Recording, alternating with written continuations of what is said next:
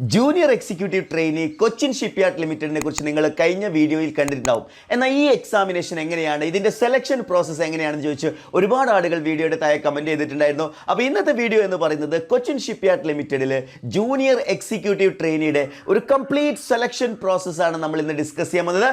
Let's welcome to entry technical YouTube channel.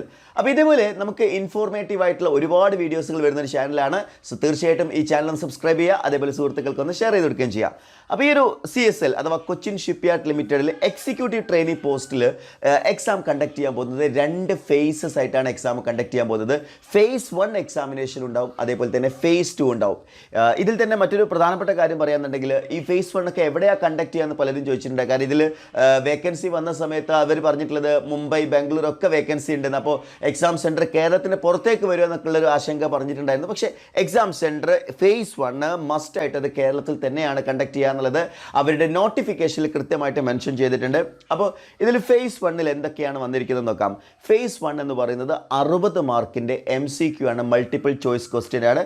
And also there is no negative marking. Okay, ഈ എക്സാമിനേഷനിൽ negative marking വരുന്നില്ല. ATC എക്സാമിലൊക്കെ ഉള്ളതുപോലെ തന്നെ നെഗറ്റീവ് മാർക്കിംഗ് വരുന്നില്ല എന്നുള്ളത് മാത്രമാണ്. ഇനി ഈ എക്സാമിനേഷൻ മാത്രമാണോ ഇതിൻ്റെ സെലക്ഷൻ പ്രോസസ്സ്? ഒരിക്കലുമല്ല. നമുക്ക് ആദ്യം ഈ എക്സാമിനേഷനെ കുറിച്ച് നോക്കാം, എന്നിട്ട് ബാക്കി എന്തെല്ലാം കാര്യങ്ങൾ ഇൻക്ലൂഡഡ് ആയിട്ട് വരുന്നുണ്ട് എന്ന് നോക്കാം. അപ്പോൾ ഇവിടെ ജനറൽ അവയർനെസ്സിൽ നിന്ന് 5 മാർക്കിൻ്റെ ചോദ്യങ്ങൾ, അതേപോലെ ഇംഗ്ലീഷ് ലാംഗ്വേജിൽ നിന്ന് 5 മാർക്ക്, ന്യൂമറിക്കൽ എബിലിറ്റിയിൽ നിന്ന് 5 മാർക്ക്, അതേപോലെ റീസണിങ്ങിൽ നിന്ന് 5 മാർക്ക്. അപ്പോൾ ടോട്ടൽ 20 മാർക്കായി. ഈ ഒരു സെക്ഷൻ അഥവാ നോൺ ടെക്നിക്കലിൽ നിന്ന് 20 മാർക്കായി. ബാക്കി വരുന്ന 40 മാർക്ക് സബ്ജക്റ്റ് ബേസ്ഡ് ആയിട്ടാണ്. ഓക്കെ, സബ്ജക്റ്റ് ബേസ്ഡ് ആയിട്ടുള്ള 40 മാർക്കും. അങ്ങനെ ടോട്ടൽ 60 മാർക്കാണ് എന്ത് ചെയ്യുന്നത് ഈ ഒരു സെക്ഷനിൽ നമുക്ക് ലഭിക്കുന്നത്. Okay, and there is no negative marking, ഞാൻ ഓൾറെഡി ഡിസ്കസ് ചെയ്തു. അപ്പോൾ ഈ 60 മാർക്കിനെ ബേസ് ചെയ്തുകൊണ്ടായിരിക്കും എന്ത് ചെയ്യുന്നുണ്ടാവുക, നിങ്ങൾ കാൻഡിഡേറ്റ്സിന് ഷോർട്ട് ലിസ്റ്റ് ചെയ്യുന്നുണ്ടാവുക. ഈ 60 മാർക്കിനെ മാത്രം ബേസ് ചെയ്തുകൊണ്ടല്ല എന്ത് ചെയ്യുന്നത് ഫൈനൽ മെറിറ്റ് ലിസ്റ്റ് പബ്ലിഷ് ചെയ്യാൻ പോകുന്നത്. അപ്പോൾ അവിടെ എന്തൊക്കെയാണുള്ളത് നോക്കാം. അപ്പോൾ ഇതിൽ ഇപ്പോൾ ഞാനിപ്പോൾ ഡിസ്കസ് ചെയ്ത കാര്യം ഞാൻ ജസ്റ്റ് ഒന്ന് ടാബുലേറ്റ് ചെയ്തെന്ന് മാത്രം. അതായത് general awareness, English language, numerical ability, reasoning ability, ഇവയിൽ നിന്നൊക്കെ 5 മാർക്ക് വീതമായിരിക്കും. അതേപോലെ സബ്ജക്റ്റിൽ നിന്ന് 40, അങ്ങനെ ടോട്ടൽ 60. ഓരോ ക്വസ്റ്റിനും ഓരോ മാർക്കാണ്. എക്സാമിനേഷൻ ടൈം 60 മിനിറ്റ് ആണ്. അപ്പോൾ 1 മിനിറ്റിൽ നമ്മൾ ഒരു ക്വസ്റ്റ്യൻ എന്നുള്ള രീതിയിൽ തന്നെ കാണേണ്ടതായിട്ടുണ്ട്. അപ്പോൾ ഡെഫിനറ്റ്ലി ഈ പറഞ്ഞ ജനറൽ അവയർനെസ്സിൽ നിന്നും ലാംഗ്വേജിൽ നിന്നും ഒക്കെ നമ്മൾ വളരെ ഫാസ്റ്റായിട്ട് ചെയ്താലേ നമുക്ക് ന്യൂമറിക്കലും റീസണിങ്ങും സബ്ജക്ട് ബേസ്ഡും ഒക്കെ ആയിട്ടുള്ളത് എന്ത് ചെയ്യാൻ പറ്റുള്ളൂ, ടൈം മാനേജ് ചെയ്യാൻ പറ്റുള്ളൂ. സോ അത്തരത്തിലുള്ള ടൈം മാനേജ്മെൻ്റ് ഒക്കെ ചെയ്തുകൊണ്ട് എഴുതേണ്ട ഒരു എക്സാമിനേഷനാണ് ഈ ഒരു എക്സാമിനേഷൻ എന്ന് പറയുന്നത്. ഇനി ഇതിൽ ഫേസ് 2 ആണ് നമ്മൾ പറയാൻ പോകുന്നത്. ഈ ഫേസ് 2 കണ്ടക്ട് ചെയ്യാൻ പോകുന്നത് കൊച്ചിൻ ഷിപ്പ്യാർഡ് ലിമിറ്റഡ് കൊച്ചിയിൽ തന്നെയായിരിക്കും ഇത് കണ്ടക്ട് ചെയ്യുക എന്നുള്ളത് പറഞ്ഞിട്ടുണ്ട്. അതായത് ഫേസ് 1 കേരളത്തിൽ ഒരുപാട് സെൻറ്റേഴ്സുകൾ ഉണ്ടാവും, എന്നാൽ ഫേസ് 2 എക്സാക്ട്ലി കൊച്ചിൻ ഷിപ്പ്യാർഡ് ലിമിറ്റഡിൽ വെച്ച് തന്നെയായിരിക്കും എന്ത് ചെയ്യാൻ പോകുന്നത്, കണ്ടക്ട് ചെയ്യാൻ പോകുന്നത് എന്നാണ് പറഞ്ഞിരിക്കുന്നത്. അപ്പോൾ ഇതിൽ എന്തൊക്കെയാണ് ഫേസ് 2ൽ? ഫേസ് 2 നമ്മൾ നോക്കുകയാണെങ്കിൽ group discussion, writing skills and personal interview, അങ്ങനെ ടോട്ടൽ 40 മാർക്ക് വരുന്നുണ്ട്. Okay, marks are assign to the following parameters എന്നാണ് പറഞ്ഞിരിക്കുന്നത്. ഒന്ന്, ഒബ്ജക്റ്റീവ് ആയിട്ടുള്ള ഓൺലൈൻ ടെസ്റ്റിൻ്റെ നമ്മൾ ഓൾറെഡി ഡിസ്കസ് ചെയ്ത് 60 മാർക്ക് ഞാൻ തൊട്ട് മുന്നേ ഡിസ്കസ് ചെയ്തു. ഗ്രൂപ്പ് ഡിസ്കഷന് വരുന്നത് 10 മാർക്ക്. അതേ ഗ്രൂപ്പ് ഡിസ്കഷനൊക്കെ നിങ്ങൾ ക്യാമ്പസ് പ്ലേസ്മെൻറ്റിൻ്റെ ഭാഗമായിട്ടൊക്കെ ഗ്രൂപ്പ് ഡിസ്കഷനിൽ പാർട്ടിസിപ്പേറ്റ് ചെയ്തിട്ടുണ്ടാവും അല്ലേ. അതേപോലെ writing skill 10 marks, personal interview 20 marks, അങ്ങനെ ടോട്ടൽ 100 മാർക്സിനേക്കാണ് എന്ത് ചെയ്യുന്നത് ഫൈനൽ മെറിറ്റ് ലിസ്റ്റ് പബ്ലിഷ് ചെയ്യുന്നത്. അപ്പോൾ ഇതിൽ മറ്റൊരു കാര്യം കൂടി, ഈ പറഞ്ഞിരിക്കുന്ന ഗ്രൂപ്പ് ഡിസ്കഷനൊക്കെ പോകുന്നതിന് മുന്നേ നിങ്ങളുടെ ഡോക്യുമെൻറ്റ് വെരിഫിക്കേഷൻ അവർ കംപ്ലീറ്റ് ചെയ്യും. കാരണം അത് ക്ലിയർ ആയിട്ടുള്ള ആളുകൾ മാത്രമായിരിക്കും എന്ത് ചെയ്യുന്നുണ്ടാവുക, ഈ പറഞ്ഞിരിക്കുന്ന group discussion, writing skill and personal ഇൻ്റർവ്യൂവിന് കോൾ ഓഫ് വരുന്നുണ്ടാവുക.